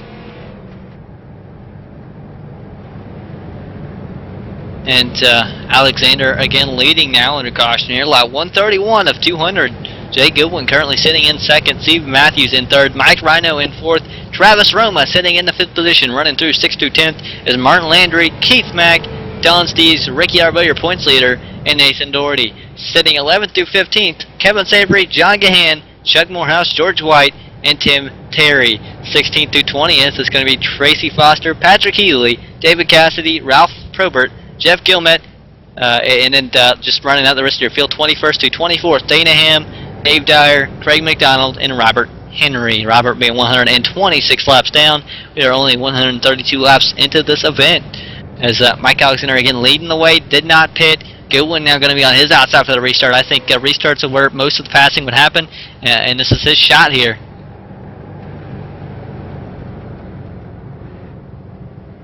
You know, all these teammates up here, Dakota, up front, you got to wonder who's going to give who room. You know, there comes a time in every race where teammates go out the window. And at a track like Lanier, it's not like Daytona where you can just hook up and, you know, draft and tandem with each other. But, you know, at what point do you let the teammate go that's faster, and what point do you hold him back? Yeah, you gotta wonder here as we get double file, get set for the green flag again here at Lanier Speedway. Lap 134 or 200, gonna be lap 135. Working through, I believe this is 1 and 2. No, that's 3 and 4 because the pace car's off. Mike Alexander is away, and that doesn't give Jake Goodwin a chance to get to his outside. He's going to get definitely down, protect the inside already. Definitely does not want Goodwin getting to his inside. And here comes Goodwin to the bumper of the 15. Now the 15 has to hit his marks. Matthews in line behind the 48. Nobody can mess up here. They'll lose the spot as now Goodwin looks to the inside of the 15. 15's going to throw it into the corner deep, and will maybe be able to, I think he's going to be able to prevail over the 48, but the 48 looking again, not this time, as he's going to be side by side now, door to door with the 15 car, Mike Alexander, and he will have the preferred lane heading into turns 3 and 4. So Goodwin back to work for the lead here. Turn 3, Mike Alexander on the high side, still trying to make it hang. And here comes Matthews. 2 teammates now taking over the front. Bye-bye, Revolution Racing, says Matthews and Goodwin. There they go. Now Matthews to the bumper of the 48, but is he going to follow in line or maybe try to make that move? Behind them, Keith Mack kind of closing on the 15 and this whole group in front of him. Remember, he did come down. I don't know whether it was tires or fuel only, but it looked to me more like fuel only for the 22 camp as it's like Goodwin kind of has a lot of company from that 98. Update on the points leader. Ricky Arbeau, 9th position, still in the lead lap. He's back there tangoing with Mike Rhino and Martin Landry, who's battling for a Rookie of the Year award. As there's a big battle back in 7th position. Now Ricky Arbeau underneath Landry for the position pass. And just ahead of them, Tracy Foster and Rhino making it side-by-side action here at Lanier. Still watching that battle up front. I've been watching that, keeping my eye on that. It looks like Matthews kind of falling back now. It looks like Alexander the inside of the 98 of Matthews. Matthews got the wall last time to the straightaway. That might have hurt him. As now Alexander clears the 98, and that'll move Mike Alexander up to the 2nd position as they now go by the lap car of Tim Terry. And Tim Terry's, left wondering, Dakota, what could have been. He tried to slow up for that wreck and just got a little bit of a front-end damage. And after that, Dakota, it just seemed like the 99 machine just never could rebound from that. Must have been enough damage sustained to keep him out. But I tell you, Tim Terry still on the racetrack, running the 14 lap times, doing a pretty good job hanging in there. And Tim Terry had a really a pretty decent car here tonight. When he came in, he was super excited, and I was excited to see what he could do with it, but just ran into trouble. And kind of watching throughout the field, looking at the points leader, he has a lot of company from the 88 of Kevin Savory as George White gets lapped in the 72 on the very outside. But this is back here in 8th position. There's a pretty good battle in front of them between Don Steves and Mike Ryan. They make contact, and they're around right in front of the points leader. Points leader makes a little bit of contact. Don Steves, though. Parking lot, turn 3. Call the parking lot security. Okay, Dakota, that's going to take them out, man. That was a big wreck. Mike Rhino involved in that. The Rookie of the Year man sitting in 7th position. Don Steves is in the 01 also. 4th position. Both drivers, I think the same piece of real estate that's so expensive here at Lanier. Ricky Arbeau's going to tag into it. The 20 of Landry going to get involved. Again, parking lot, turn 3 and 4. Call security. All right, now let's look at where this starts. If you look at lot 146, 6th position, Don Steves going through 1 and 2. The 34 nearly makes contact with the 01 if he didn't. That was kind of like a bump and run, get out of my way kind of move. And then when they go into turns 3, it looks like the 34 throws the car in deep where the 01 is just trying to come down and run his line. The 34 came in a lot faster than the 01 was anticipating, and that would cause them to make contact right in front of the leader, the points leader, and the 88 of Kevin Savory. How about Savory sneaking his way through? Tracy Foster acquiring a little bit of damage, and Martin Landry a lot of damage. He was the guy racing Mike Rhino for that Rookie of the Year spot. And because Kevin Savory snuck through, Dakota, the 88 will get the wave around, the lucky dog, and he'll be back on the lead lap, and that'll give us an actual total of 11 drivers now currently, all the way back to Landry on the lead lap. That Willis, he's currently scored in the 7th position, just got the rear of the field. There was a few cars on pit road, I do believe. One of them was Mike Alexander. If you're sitting there wanting to race and you're thinking about what you need, well, you need iRacing, you need the wheel, but guess what else you need? You need the 2 years in a row sponsoring the Real Sim Racing Full Throttle Cup Series, the Bob Earl Racing Cockpit, the VRC Mark II virtual racing seat. You can't race at home without this thing, Dakota. A simulation racing cockpit designed by the championship race car driver himself, Bob Earl. And who better than a real race car driver to design a simulation racing cockpit? As a former race car driver, Bob knows exactly what it means to be behind a cockpit that's comfortable. The design features a fully adjustable seat and frame, additional monitor stand that can be bought separately, so as for a shifter mount. Proud sponsor again of the 2013 and the 2012 Full Throttle Cup Series. High quality and affordable virtual racing cockpit price at just $349 plus shipping. You can check it out today, get pictures, more information, and even contact Bob at bobearlracing.com. And back out at Lanier National Speedway with green flag has blown. We are racing here, and it's Jay Goodwin leading Keith Mack here, as Mack is all over the bumper of that number 48 machine. Remember, Mack was the only car able to really get around the 48 earlier. He made a power move to the inside, made it stick, and he was able to clear the 48, lead a few laps. Now he's back to the bumper of the 48. He is not leaving the bumper of the 48. He's just looking for his time to shine again, make that move. He has less than 50 laps remaining here. He's got to go now with 45 laps remaining. Going to be 44 at the line. Almost remnants of the heat race 1. Remember that? For 10 laps, Keith Mack would stay behind Goodwin, and eventually would stick a nose up underneath Goodwin. Couldn't quite make it stick. The Ford grip at the end on lap 10 in the heat race looked like he had some pressure mounting, but couldn't quite do it. And here we are again in the real race. The Rustic Auto and Towing 200 still can't do it. Mack looked for a second, was able to do it. Now looking back here, right now Mike Rhino is trying to make the pass on the 38. He almost got to the bumper once or twice as he now goes to the inside. He gets sideways, keeps it going straight, and is still looking underneath the 38 of Travis Roma. This is 34th and 4th position. Will be 3rd now. Remember, he's battling for the Rookie of the Year spot, and it looks like he'll get around the 38 of Travis Roma and move up into the 3rd position. And I believe he's secured that, Dakota, as long as nothing happens. I don't want to give him the jinx with about 40 laps to go.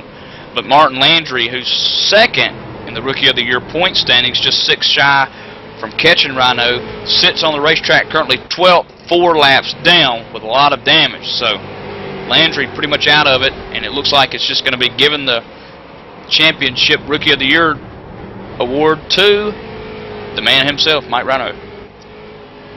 And, you know, big congratulations to him if he's able to get that. And, you know, also Ricky Arbeau if he can run well. He's actually 3 laps down, but caution is out. 26 machine. 19th spot. Ralph Probert.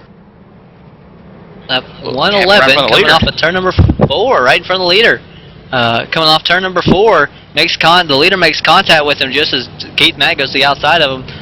Maybe get held up there, and that's like I said, that he might have been a little bit in the way earlier, and now will be disqualified, it looks like, by race officials. And Keith Mack will be the new leader out of that. Yeah, I was about to say, Keith Mack looked like he had a half of a car length out front of Goodwin as that went on. As you see Goodwin going all the way down the bottom, he'll even go through the apron here, and just going to come up, give him a little shove, hey, get out of the way. Then he bumps him again, and that pretty much spins the 26 out. And 48 going to fall victim to a missed opportunity there and fall to 2nd. And that is definitely interesting there. That kind of changed things. Mike Rhino going to be back up to these guys now in the 34. We were just talking about Martin Landry being a few laps down. He was involved in the caution before that. That's why he's kind of out of it now. But anyway, I'm going to take this time talking about the HT Radio Network, home of the ETV Live Radio. The HT Radio Network gives you a variety of stations to choose from big 80s metals to all HTR classics, all HTR country, and more. Take your pick and rack your brains out, dude. HT Radio Network stations are featured on iTunes Radio, TuneIn Radio, and also listen in the Windows Media Guide. Listen today from htradionetwork.com or take it with you. Get the mobile app from TuneIn.com. Lap 166 complete, Dakota. Nearly about, what is that, 34 to go? 44 yeah, I actually? believe you're right, 35. Yeah, 35. 34 to the line. And there's 34. You were close. The big 3-4. Could it be Omen for Mike Rhino? He's into the number 34.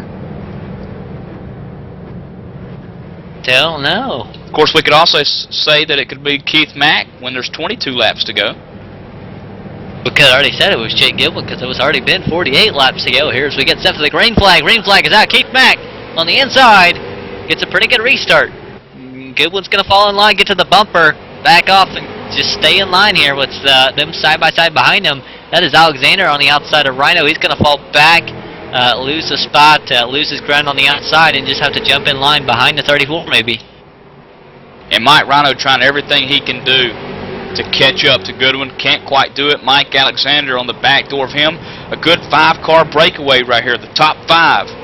Nathan Doherty making that Slim Jim Chevrolet up into the mix now as Mike Alexander, Barney Goes up on a Rhino in turn 2.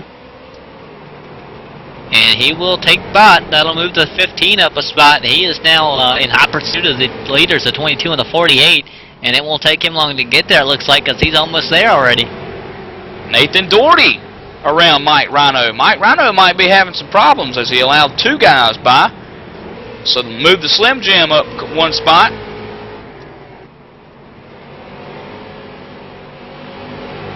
And Goodwin all over the bumper of the 22 of Keith Mack. I mean, he's kind of following in line looking for that hole. It's hard to find it here at a place like Lanier as long as the guy in front of you is hitting his marks, doing his thing. But it's about time to go because the 15's there. As the caution is out, 16 John Gahan right in front of the leaders. He'll be all right. He'll be down low, and the leaders will get by him. Absolutely. It was 10th position.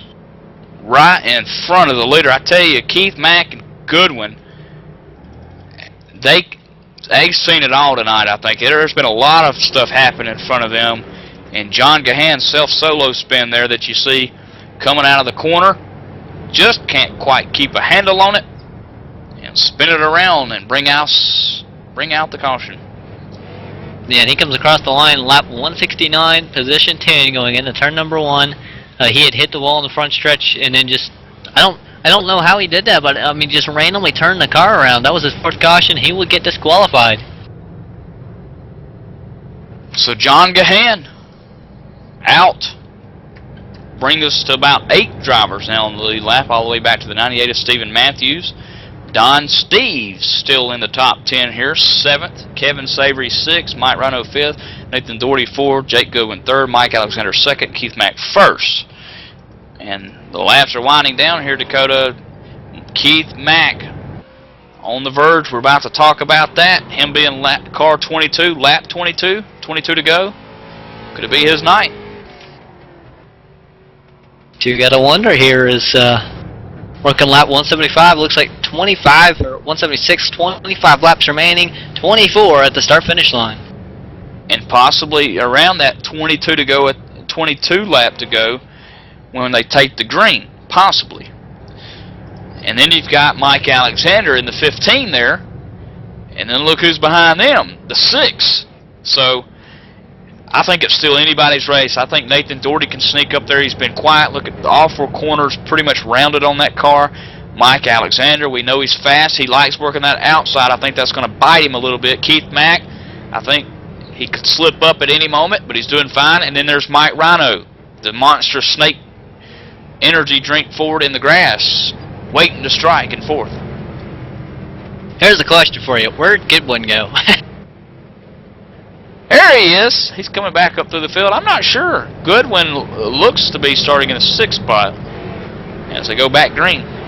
Yeah, that changed things. As eighth car's off, green flag is out. Keith Mack leads into the green flag. You see Goodwin all the way down to the bottom. He'll have to back out so it's not wrecked the 6th, and he'll be losing a few spots there from where I thought he was going to be. That was weird, but now he's working the inside of the 34 Mike Rhino. But he's going to have nowhere to go as he's behind the 6, looks to the inside. 6 going to be outside, give him the room, and it looks like Goodwin will already be to the bumper. Just as soon as he gets clear of the 6, he'll be pretty much to the bumper of the leaders. Wow, Goodwin is flying right now, Dakota. He's got that Jimmy Johnson look-alike 48 flying. As we've got a caution, big one in turn 3 and 4. The 6, Nathan Doherty, his chances out of turn 2 there, excuse me. His day may be done. Yeah, it was just 20 laps remaining at the time. It was Doherty who was in 4th position, was 3rd. Will be showed 4th across the line. So coming off turn number 4, he was 3rd at the time, lap 180. Just comes up, gets the outside wall, comes down, collects the 34 Mike Rhino. Then Savory and then make contact behind him. Looks like Rhino might get the inside wall. That was the guy that was running for the Rookie of the Year. He'll make a lot of contact. Nathan Doherty might be all right. Rhino, though, got the inside pit wall pretty badly. He's already a lap down, and he might have left the track here with 20 laps to go. Martin Landry was only 4 laps down. Oh, buddy. The question is there enough cars there to put between them? Let's see, Mike Rhino 9th. Currently 1 lap down. That hurt Rhino for sure. Oh. He's actually Yeah, there's wheeled the less car than 20 back, to go. Dakota. He's actually wheeled the car back out of the garage area. The crew says, you know what? We got to stick to our game plan. We got a Rookie of the Year championship to win here, and he's getting the work done. I guess the question is, how much work needs to be done before the officials deem him okay to come back out on the racetrack? And if it's more than 4 laps, then Landry is going to get the go-ahead position, but possibly still be behind in the championship points. Okay, so here's what we got to look at right now. Martin Landry, you know, another lap he'll be in front of Mike Rhino. That'll make him up 1 point, 1 position, right there, I do believe. And so that'll make that 6th position or 6-point margin down to 5. There's actually exactly 15 laps remaining. The next car behind Martin Landry is 15 laps down, and they're just now, you know, looks like he's just now losing another lap. So, you know, he's only 4 laps down. There are 15 laps left. He won't fall back, but 1 position at the most. So that would mean that pretty much Landry would actually have to win almost to win the championship, actually win the race as we go back green here, huh? Yeah, he's 4 laps down, so he cannot make up any positions right now unless somebody in front of him wrecks. But green flag is back out. Keith Mack leading the way. Mike Alexander the outside of the 2nd place car of Jake Goodwin. And Alexander making it work on the outside, but he's going to fall back now, back into 3rd. As Goodwin looks to the inside, he's going to use the apron. He's going to slide up and lose some time here. They're going to be side by side, door to door. Wow. Heading into turn number 3, he makes it stick. I tell you what, as Keith Mack ain't fuming, as he does lead that lap by a nose hair. Keith Mack now pinching him. Man, Jake Goodwin put a move, but he went under the apron to do it. And that's short track racing. Yeah, and Mack's not happy. He's not going to give this up. He's seeing pinching as hard as he can, making up as much time as he possibly can, not letting the 48 use the line he wants to run entirely. And that's helping the 22 stay side by side with the 48 here. He's making it stick, but I don't know that he can complete the pass on the outside. That's one of the hardest things to do. Is he's not going to get low enough here, and the 48 might almost clear. The 48 will clear him. He goes to the inside, trying to pull the crossover. He'll have to back off so he can make the turn.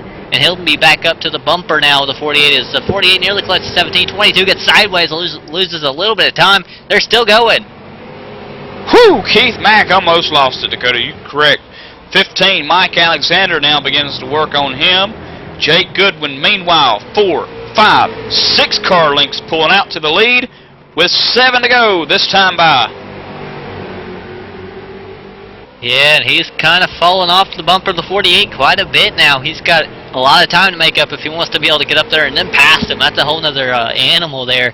As the 15 and Mike Alexander all over the bumper of the 22 right now. The 22 can't worry about that. But too late, because here comes Alexander to the inside.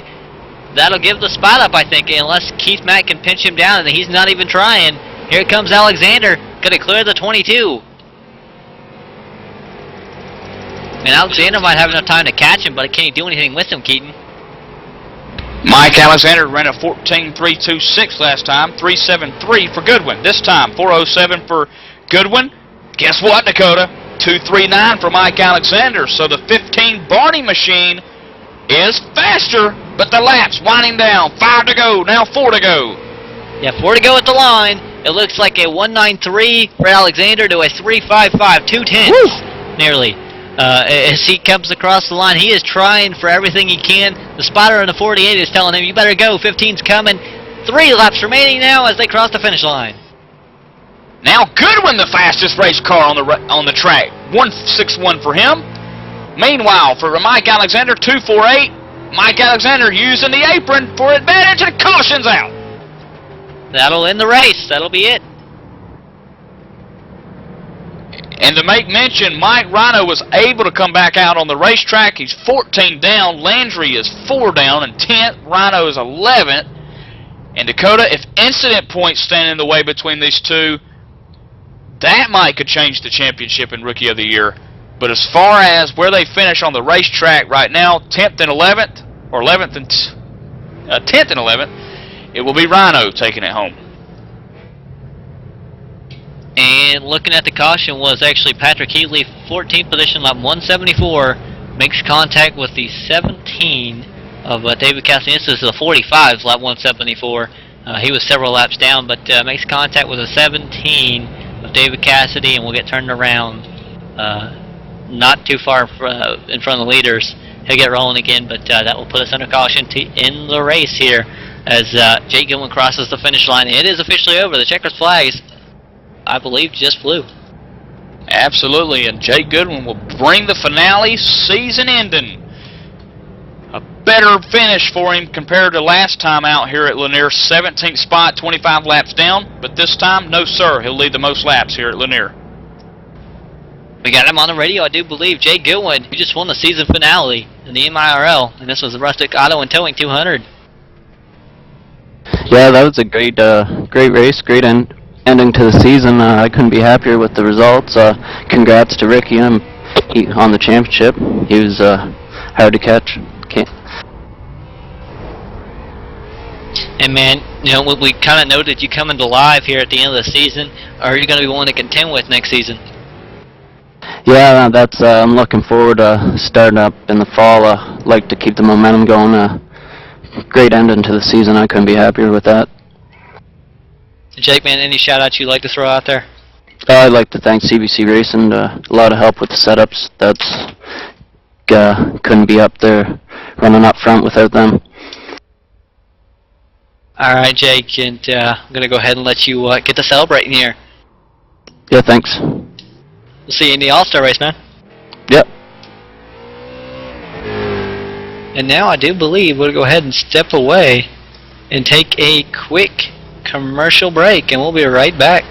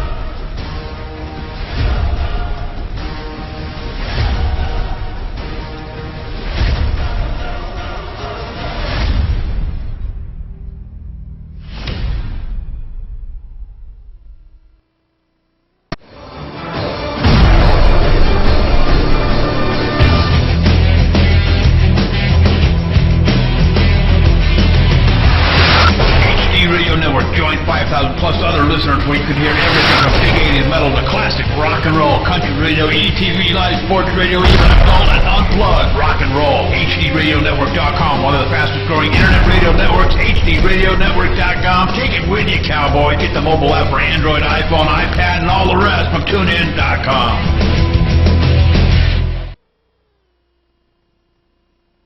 And we're back live here for the post-race show with the MIRL season finale here, the Rustic Auto and Towing 200. And now joining us up into the broadcast booth, your championship winner here, and he's standing by with Michael Keaton. Ricky Arbo, I tell you what, you came into tonight's event more than likely just a little bit easy going, and then it pays off for you. You kept your nose clean for the most part tonight, and you pick up a championship. Yes, sir. I can't be any more excited. Worked hard all year for that. I knew coming in tonight if I finished the same as Jake in heat races, I'd finish 22nd or better, and that was my main focus. Unfortunately, we got tangled up. I don't know what the 26 was doing. He tore my right front off there under the pace lap, but from there it went downhill. But we managed to keep it together and bring it home for a top 10. And Ricky, first race of the season, that's when it all started for everybody. And the season championship run started for you for sure. Won last time out here at Lanier and led every single lap, 125 laps it was.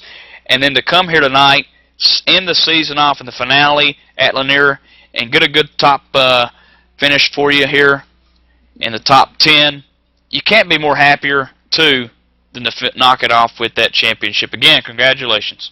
Thank you, guys. I got to thank my girlfriend, as I say every week, my family, my father, my brother, everybody that's involved with all my racing online and out the local speedways. My sponsors, most part, Eastside Board Supply. skate company that's local here has been helping me out. Buff and Stuff Floor Care, that's my father. East Coast Video Boppin' Heads, that's also my father. Early Renovations, Robert Lee, he helps me out quite a bit. And I can't forget Keswick Kitchen, Joe Hoyt. But and also my team members. I had a team all year, helped me out. Nathan Doherty, Chuck Morehouse, Martin Landry. You know, we all had fun. Robert Lee. It was great fun. I can't wait till next year. And there you have it, folks. The championship winner, Ricky Arbo, getting it done week 1 all the way here to the season finale at Lanier. He'll go to the All-Star Weekend race next week with a lot of fun there going to be happening. But for now, we're going to step and let Dakota talk to the man who won the Rookie of the Year championship unofficially, Mike Rhino, with a good run tonight. Yeah, we do put an emphasis on unofficially. Don't know whether incident points or anything like that could come into play, but I do believe Mike Rhino, official Rookie of the Year, unofficially your official Rookie of the Year. I guess we could put it right. Mike, man, what a season for you. Yeah, I got to tell you, fellas, it was quite a time. I'm not sure how it's going to work out in the end here, points-wise, for Rookie of the Year, but we had a pretty good run this season. Like, we got wrecked a lot. Somehow we managed top 10 in points. Pretty good year. And, man, are you looking forward to next season? Yeah, we'll see what happens next season. Super late models, I guess, is the next thing that'll be coming out. So I'm hoping MIRL will move into that, start fresh, have a good season. All right, Mike, gonna go ahead and let's throw out any shout-outs you may have here. Yeah, big thanks to Revolution Racing. We got Mike Alexander, Keith Mack, Travis Roma, myself, Carter. He didn't show up tonight, but you know, we all worked pretty hard this season. Pretty good time. Good competition too. CBC, they were something else this year. All right, thank you, Mike, and look forward to seeing you next season. Thank you very much. See ya. And there was Mike Rhino. Now joining us, Tim Terry. Oh, that was an adventure, wasn't it, boys? That it was. Congratulations to the champion, Ricky Arbo. Congratulations unofficially to Mike Rhino. They'll both be receiving $25 in iRacing credit via the Weekly Press and Tim's Corner Motorsports. I'll be getting those to them tomorrow, probably. So we had a exciting race tonight. Lots of cautions. The admin review panel will be looking at that. We might have a couple of guys either sitting for the All-Star Open or possibly on the one and done for cautions. We'll have to figure that out when we sit down with the admin review panel. Nevertheless, next week All-Star Open and the All-Star Challenge. Me and JD Laird are already going over ideas as to what to do to the All-Star Challenge next week. So we'll figure that out in the next coming days. Head over to the Facebook page at Tim's Corner Motorsports. I'll bump that vote here in a couple of minutes' time, so you can go and vote for your favorite driver. Somebody's going to lock themselves in through the vote. 2 drivers are going to race their way in next week, and we're going to have a final at Langley. The official car is there, the official late model is there, so it's perfect opportunity for everybody to get out and get some practice, so we don't have what we had tonight and a bunch of cautions. It's going to be exciting next week. I'm going to try to race my way in. As for tonight, we had a good car, and we ended up getting in a wreck. 29, as soon as we were stopped for the wreck, 29 ended up running into us and breaking us. So it is what it is. We'll move on to next week, and we'll see what we can do. And again, next week will be the All-Star race from Langley Speedway. But until then, for all of us here at ETV Live, and apparently JD wants to know when we're going to get the Tim's Corner radio show on ETV Live, Tim.